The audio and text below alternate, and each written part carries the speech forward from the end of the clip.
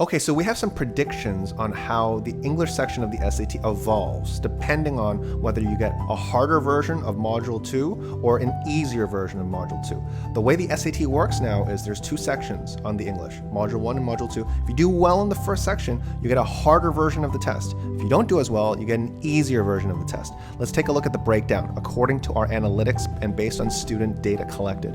On Module 1, you're going to have 25% of your questions roughly related to command of evidence. 30% grammar, 10% synthesis, 15% vocab, and 20% structure.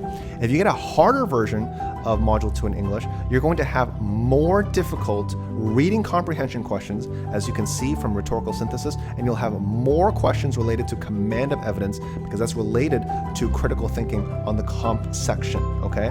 Now, if you have an easier version of the English, you'll notice that you'll have more grammar questions, you'll have more questions related to sentence structure because those questions tend to be easier.